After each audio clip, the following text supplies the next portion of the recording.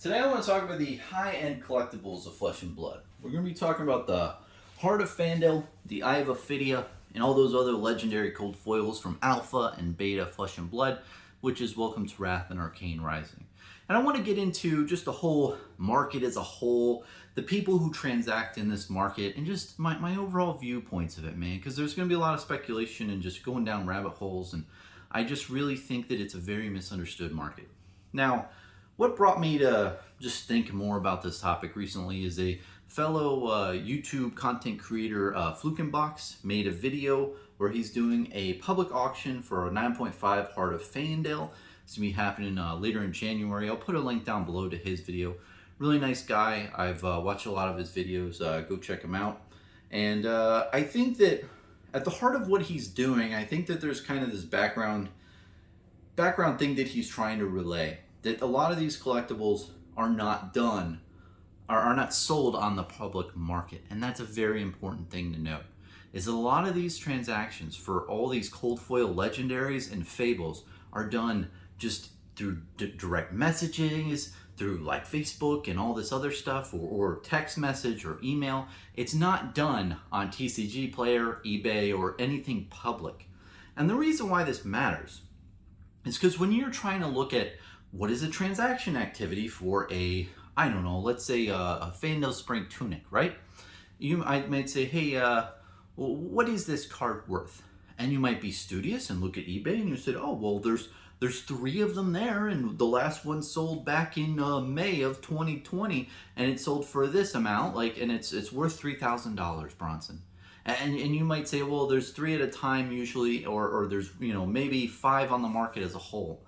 But that doesn't represent the whole market out there, because there's so many transactions done just through Facebook where people say, hey, I saw you're selling one of those, and do you want to make a deal? And maybe we just keep it on the down low, keep it private between us.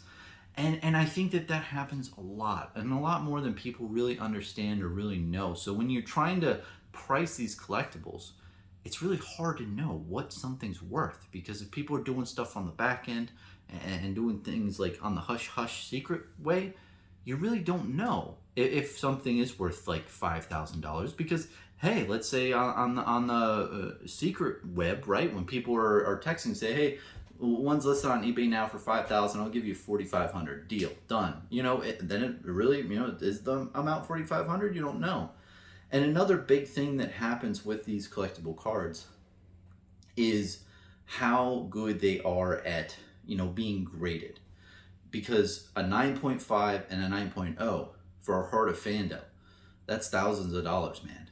And a 9.5 to a 10 is tens of thousands of dollars. There's a huge difference on price when it comes to these cards, and you can't trust the labeling on the card. Like if something says a 9.5, I don't care. Don't look at the number. Look at the card with your own eyes and try to grade it first with your eyes before you actually trust the number on the card, because a lot of times they get it wrong. They're grading a lot of cardboard, man. It takes a lot of mental fortitude to get through their day, I bet, and to grade all these cards. And you don't know if someone had a bender the night before, and then he comes into work and he's like, oh, 9.5, okay, yeah, done. You don't know. So it's always important, I think, with these high-end collectibles as well, to judge for yourself. But the whole point I want to make in the beginning is that with these collectibles, right, they are not normally transacted in the open market. They're done on the back end. So it really does kind of lower the price, because you might see things on eBay like, oh, that card for $3,000, that Spring Tunic has been there for months and it's not selling. Well, maybe it's not really selling because no high-end collector wants to buy it. And they just want to buy on, the back-end sphere and get a discount, because they're saying, oh, well, I'll PayPal you the money with friends and family. You save money. We do the transaction this way. I'm reputable and what have you. And it gets done through there.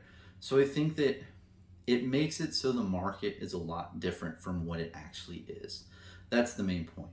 So if you look at a Majestic card from Unlimited or something, that is the true value, because you're seeing transactions all the time, through, you know, TCG Player and eBay and all that stuff, you can see actively that there's a ton of transactions, and not that many transactions, most likely for the most part, happen outside of the normal realms. But with these high-end collectibles, I think it happens a lot. Now, I want to say early on as well, is that this is more of a me being suspicious and me trying to analyze the market, but I have reason to believe that there are less than 100 people who own 90 to 95% of Welcome to Wrath Alpha, and probably Arcane Rising Beta, I'll say as well. Less than 100 people. So you take the thousands of cold foil cards from Alpha, Welcome to Wrath, and Beta, Arcane Rising, and you have 90 to 95% of those cards literally in the hands of less than 100 people, or maybe 100 people. That's my speculation, but I hold firm to it, man, because what you don't understand is when Flesh and Blood first came out, it wasn't that expensive. The cards were reasonably priced, and it only took a little bit for people to get woke to the fact that, oh shit, this game is amazing. Why are these cards so cheap? And all these big collectors out there, right, swooped in and got as many as they could. I knew a bunch of people back in the day, you know, on the Wall Streets and everything like that, and people were smart. People bought it out, and that's where we're at today. So when you analyze that market, I think it's very important to realize that, because there are a lot of people who just never want to sell their cards. It's like me with my alpha bulk. Instead of me having alpha bulk of commons and uncommons, or commons and rares, right? Think of me having more of a just you know, all these Heart of Fandales. If I had all the expensive cards, I still wouldn't want to sell them. And I think there's a lot of those 100 people who own most of the cards that just never want to sell. They're just like, I'm happy with what I have. I have a piece of history. This game is amazing. It blew my mind. I am so in love with this game. I never want to sell, and I want to keep it as long as I can. And when you have that type of situation, it severely reduces the market supply out there in the market. Now, another big thing to note is not only is there the really low market supply, but think of those 100 people that I said who own, you know, collectively 90 to 95% of the market. If you see a card on eBay, or if you see a card on TCG Player, and you want it, right? And if you want to continuously acquire these cards that are out there, the worst thing that you can do is go out there and start buying them up on the open market, because that's going to slowly raise the price on these cards. And when you're thinking about these things in the thousands, you know, you're going to be increasing the amount of these cards by $500, $600, $700, you know, $1,000, $2,000 at a time. Because if you go out and say, okay, I've got 50 grand, I'm just going to buy all these cold foil legendaries from Welcome to Wrath, right? Well, then all these people out there have these data points now. It's public. It's public that all these cards are worth X amount of dollars, and hey, they're selling really fast.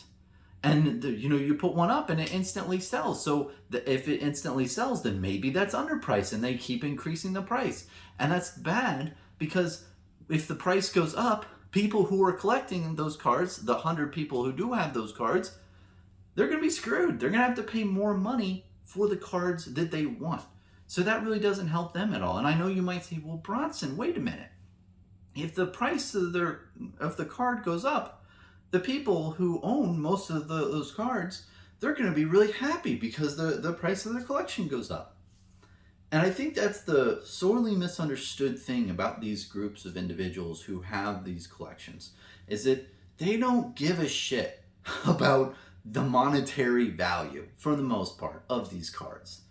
I feel like the people who own these cards are not investors. The investors, for the most part of this game, have you know, concluded. They've gone out. I mean, there's a good amount of investors now, but the people who own the really expensive cards for Welcome to Wrath and Arcane Rise, Alpha and Beta, the cold foil cards, they love the game. They love having the cards. They think that the cards look a lot more beautiful than random dead presidents on pieces of monetary currency. They don't really care about that. Because what is a couple extra $100,000? It's not much in comparison to having something special to them. And I think that's the biggest misunderstood thing about high-end collectors. And even me, man, I want more bulk. I wish bulk Welcome to Wrath Alpha was 7 cents a card or 4 cents a card like it was back in the day. Can you imagine that? That would be amazing. I would love that. I would buy so much more bulk, and I would love to, accumulate as much as possible. So, as a collector, the worst thing that you can do out there in the market is buy at market price and make it public and show the activity out there in the public market. Because when you do that, it raises the price of these cards, and it makes the people who have these cards, not being able to buy more and accumulate a larger position. Like me personally, I want to own like 1% of Alpha Bulk. I think that would be cool. I don't know if I'm ever going to come close to that. I'm putting stuff together now. I'm cleaning up this room, guys. Just a side note, like I'm trying to accumulate like 1% of the print run of Alpha Bulk of Welcome to Wrath. I think that'd be really cool. Like the common cards, the ones no one wants. Anyway, that's a side note. But literally, the worst thing I could do is publicly say, hey, I'll pay, and this is an example, I'll pay a $1 a card. And then that's way more than the market price now. I mean, right now, you could get cards for like 25 cents each or 50 cents each. But essentially, I would be shooting myself in the foot by saying that and buying cards at that price, because that's a price point out there publicly to people saying, hey, these cards are selling for $1 each. They're probably $1 each now. Same with the cold foil legendaries and fables. If a Heart of Fandale sells for $60,000 at a 9.5, that's bad for collectors, because they're like, crap, now I'm gonna have to pay more for these cards that I want, and I'm not gonna get them at a discount. And that's really important to note and understand about this market. And I want to recap, man. The first thing is the market supply out there for Alpha and Beta. I'll keep saying that until it sticks, because I think Arcane Rising feels like a beta to me. It's the beta set, but the cold foil cards, the big hit cards, are in the hands of less than 100 people. And of those people, most are collectors who just want to expand their collection, and they care about the cards. They don't give a shit about how much they're worth, and they want to get even more. And they don't want to increase the value of the cards, because if they do, it's going to be them shooting themselves in the foot, and then they're like, oh, you have to pay X amount more every time you want a new cold foil card. So they are incentivized to buy on the underground market through different means, and find people who have them and offer them stuff, on the down low that's not public. So it doesn't raise the price of the current cards. And one thing to note as well is that the Heart of Fandale, like any card game, and Fluke and Box talked about this a little bit, that is kind of like the pinnacle, that is the pinnacle point of price point, and everything else kind of like is derived from that price point, if that makes any sense. I feel like it's more of like a pyramid or a mountain, right? That's like the highest point on the mountain. Okay, if this is the highest point and this is how much people are willing to spend on this card, well then a Welcome to Wrath Alpha box should be worth X amount. Well, if a Welcome to Wrath Alpha box is worth this, then an Arcane Rising box should be worth this, and then so on and so forth. It trickles down, is what I'm saying, from the pinnacle card. And I do feel like that. There are other cards that are kind of in the mix. Like you have the whole Slingshot Underground 4 cards, which nobody talks about. Who come on, Louis, please make a video about that, the Slingshot Underground cards. Maybe you have, but other people out there in the market, please research the Slingshot Underground cards and talk about it, because the reason why I talk about that is because that's another type of card that we don't know much about. We don't know how many are printed, and it could be around the provenance of a Heart of Fandale. It was printed before the Hearts, and it was like one of the first cards printed in Flesh and Blood. They're pretty freaking rare. So the reason why I say that is because that's another card that isn't really talked about or sold on the open market, mainly because the collectors and the people who have them don't want to sell them. They don't care about money. They want the card, and they don't want to advertise the price and everything and stuff on the public market. So I think that really concludes it out here today, and I just want everyone to know that, because I think that people are very misunderstood about the Flesh and Blood market. And I know it's been in a lull for a good amount of time, since May, June 2021, where you hold the whole crypto crash and everyone's getting FOMO and everything. But honestly, if it's anything that's taking money out of the flesh and blood market now, and I'm going on a little rant here, is these new TCGs and Kickstarters and all this stuff. It's driving money away from flesh and blood, because flesh and blood has had its boom, it's had its double, triple growth, and the reason why investors aren't in flesh and blood for the cold foils and all that stuff is because there's no margins in it. You can't make high margins on high legendary cold foils. What are you going to do? Buy one for like $2,000 and then flip it for $3,000 or $4,000? You're only making 50% increase or 100% increase. I know you might say, dude, Bronson, that's a pretty fucking good increase in capital. But I know, man. But these investors out there, they're greedy motherfuckers. They want those 400, 500% increases on their money, and it's the free trendies era that we're in. But that's a whole different video. But I just want to note that those types of people aren't here. The people who own these cards are less than 100 people for Alpha and Beta, for Welcome to Wrath and Arcane Rising. I think, I'll add Arcane Rising because I think that's true too, is that they accumulated all these cards and they're just not going to sell because they're collectors. They love the game. They love being it. It's part of their identity. It's part of how they identify themselves in their community, and also just having them makes them happy. And I can relate to those people. I am not one of them. I own the bulk that people don't want. I'm kind of a weird guy that way. But ultimately, this really does have a big impact on the market, because when Flesh and Blood does get big, and when there are more people in this community, especially more high-end collectors, who knows what the value of these cards are going to go to.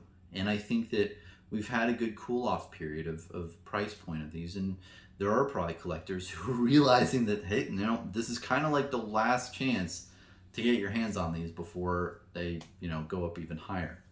So, just my ramblings, and a lot of these are just different thoughts and a lot of speculation in this video, I'll admit, and take everything what I just said with a grain of salt, or 5 grains of salt, because it's really, you really do have to go out on a limb. You really do have to go down a rabbit hole. But if you think about the whole flesh and blood market, it does make sense.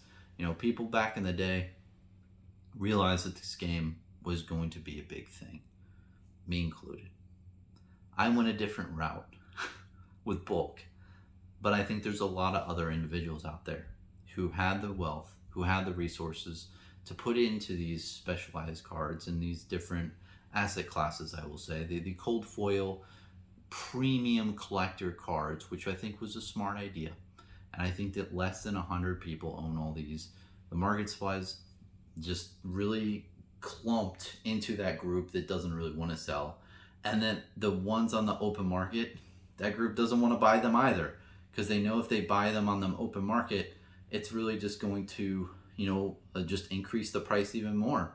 Might as well just reach out to people and say, hey, I'll pay you that amount of money, but I'll do friends and family, or I'll do that. I'll pay you that price, but it's on the down low, to where they can continually acquire the cards without publicly showcasing it and raising the cost of the cards. So anyway, that's my ramblings. Hope the auction in January by Fluke and Box goes well. It'll be really interesting to see what the new price point of Heart of Fandel is for 9.5 graded. Yeah, and I think that's it. Have a good one, man.